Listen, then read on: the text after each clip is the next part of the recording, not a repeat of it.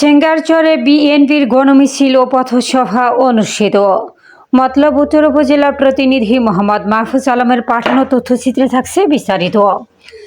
সেঙ্গারচর পৌর ৫ নং ও ৬ নং ওয়ার্ড বিএনপির গণমিছিল ও পথসভা অনুষ্ঠিত হয়েছে।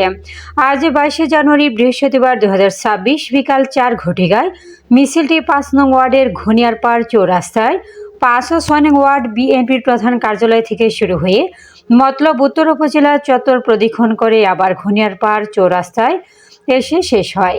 এরপর ৫ ও ৬ নং ওয়ার্ড বিএনপির কার্যালয়ের সামনে পথসভা অনুষ্ঠিত হয়।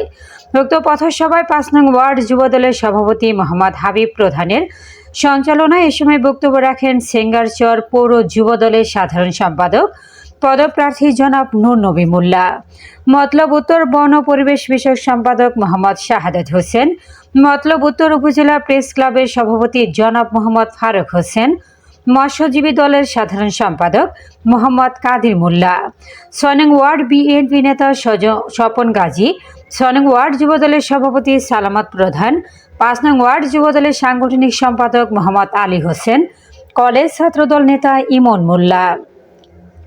এ সময় উপস্থিত ছিলেন ৫ নং ওয়ার্ড যুবদলের সাধারণ সম্পাদক মোহাম্মদ শিপন কাজী, ছাত্রদল নেতা সুজন রুদ্র, ইমরান মোল্লা সহ বিএনপি অঙ্গ সংগঠনের নেতাকর্মীরা। এ সময় যুবদলের সাধারণ সম্পাদক পদপ্রার্থী মোহাম্মদ নূর নবী মোল্লা বলেন, আপনারা ১২ তারিখ উৎসবমুখর পরিবেশে ধানের শীষে ভোট দিয়ে আলহাজ জালালউদ্দিন ভাই সংসদে পাঠাবেন।